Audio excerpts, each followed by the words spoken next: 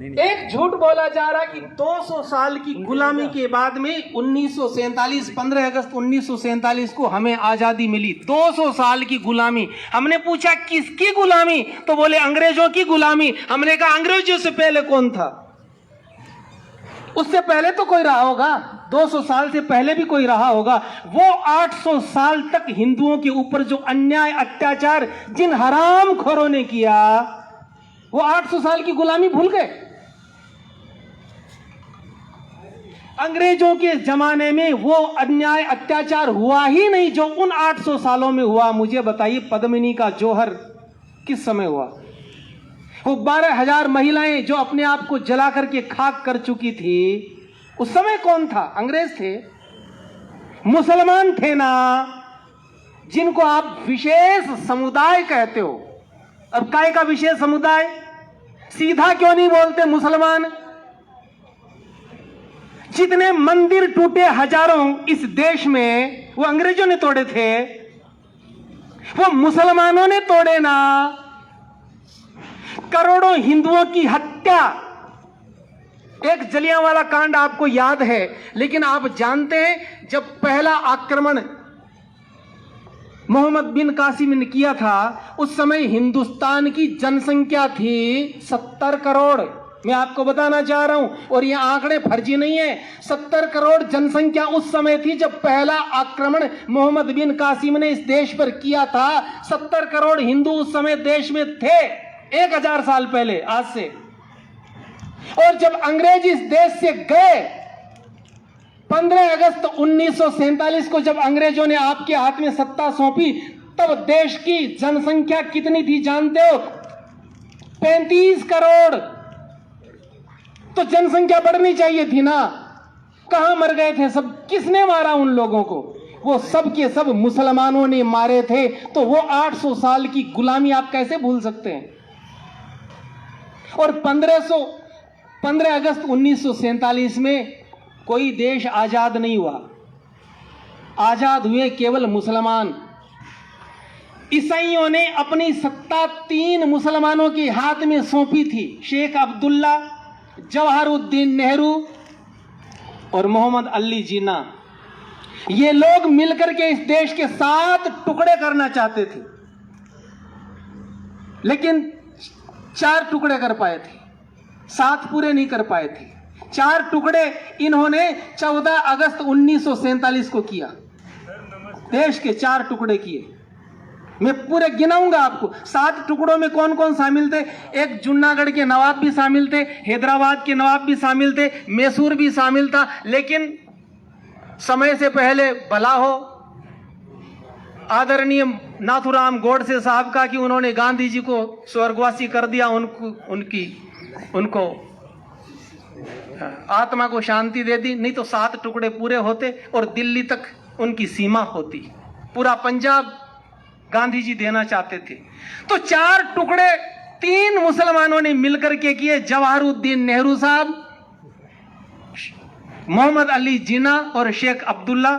शेख अब्दुल्ला को कश्मीर दिया गया, धारा 370 लगा करके। केवल नाम मात्र वो हिंदुस्तान में उनको दिखाया गया, लेकिन वो अलग देश था। पाकिस्तान बनाया मोहम्मद अली जिन्ना ने, और बांग्लादेश और एक हिंदुस्तान, और इन 4 टुकड़ों पर केवल मुसलमानों का शासन था।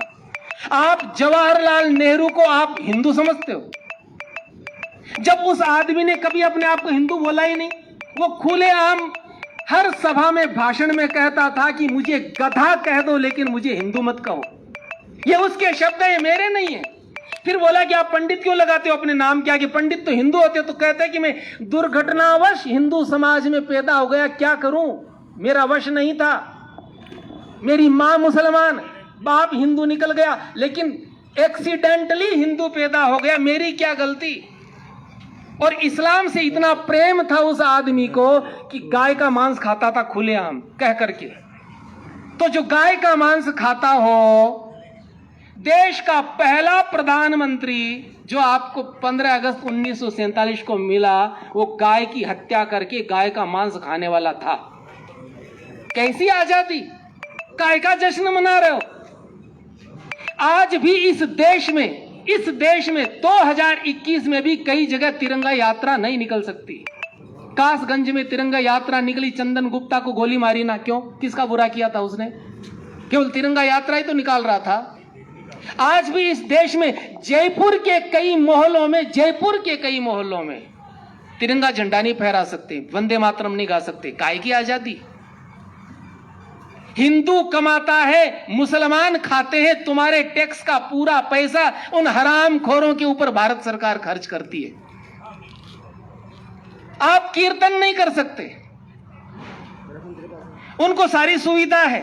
हिंदू एक शादी भी आसानी से नहीं कर सकता, और वो हमारे 25-25 पिल्ले वो लोग पैदा करते हैं केवल वोट बढ़ाने के लिए, केवल अपनी सत्ता कायम करने के लिए। किस बात की आजादी? और ये बात शायद मेरे मुंह से आपको बुरी लग रही होगी, लेकिन मैं आपसे आज से 3-4 दिन पहले वर्तमान प्रधानमंत्री नरेंद्र मोदी जी ने कहा कि 14 अगस्त विभाजन दिवस के रूप में याद करना चाहिए सबको। याद कीजिए, 14 अगस्त 1947 को 40 लाख हिंदुओं को काट करके बांग्लादेश और पाकिस्तान बनाया था। एक जलियांवाला कांड हमको याद है, याद करना ही चाहिए। लेकिन वो 40 लाख हिंदुओं को गर्दनें काट काट करके माता बहनों के साथ में जो हुआ, मैं वर्णन करना शुरू करूंगा तो शाम हो जाएगी। उसको आप कैसे भूल सकते हैं? मोदी जी जैसे व्यक्तित्व ने 3 दिन पहले बोला है कि इस दिन को विभाजन दिवस के रूप में आप भूलना मत। और इनके पहले एक प्रधानमंत्री थे, अटल बिहारी वाजपेयी, उनकी कविता मेरे को किसी ने लिख के दी है। मैं आपको ये 4 लाइनें उनकी बोल करके सुना रहा हूं। अटल बिहारी वाजपेयी जैसे साहित्यकार, समझदार, विद्वान, ब्रह्मचारी प्रधानमंत्री ने कोई लाइनें लिखी है, और ये लाइनें उन्होंने उस दौरान लिखी थी जब 40 लाख हिंदुओं की हत्या हुई थी। उस समय जब देश के टुकड़े हुए थे, उसके कुछ दिन बाद उन्होंने ये कविता लिखी। और एक एक शब्द आप ध्यान से सुनिए। वो कहते हैं, 15 अगस्त का दिन कहता आजादी अभी अधूरी है। तो कुछ न कुछ बात तो होगी पीछे, तभी तो उन्होंने ऐसा बोला ना। 15 अगस्त का दिन कहता आजादी अभी अधूरी है, सपने सच होना बाकी है, रावी की शपथ अधूरी है। ये रावी क्या है?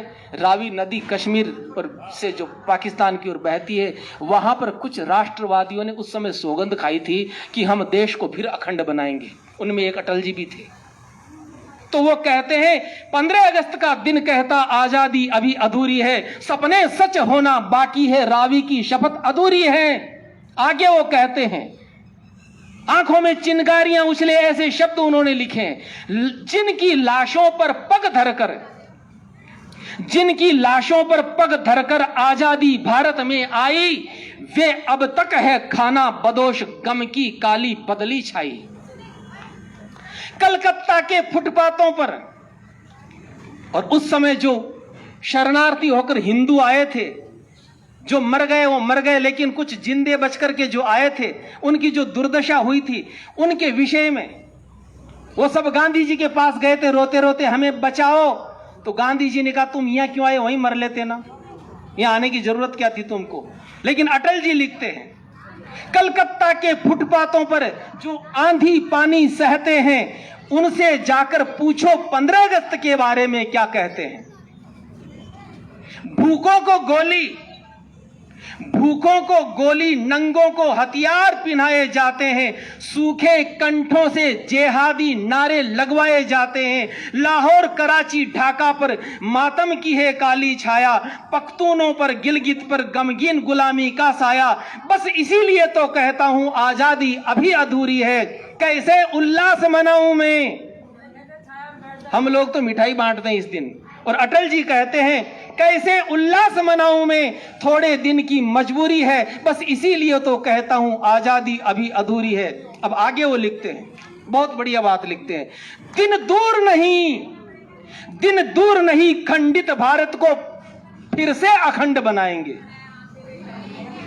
दिन दूर नहीं खंडित भारत को फिर से अखंड बनाएंगे, गिलगित से गारो पर्वत तक आजादी पर्व मनाएंगे। तो ऐसे थोड़ी आ जाएगी वो उस टाइप की आजादी। उस स्वर्ण दिवस के लिए उस स्वर्ण दिवस के लिए आज से सब कमर कसें, उस स्वर्ण दिवस के लिए आज से कमर कसें, बलिदान करें, जो पाया उसमें खोने जाएं, जो खोया उसको याद करें, जो खोया उसका ध्यान करें। तो बंधुओं, वो अवसर वापस आने वाला है। देश को चारों तरफ से, हिंदुस्तान को चारों तरफ से जिहादियों ने तो घेर ही लिया है।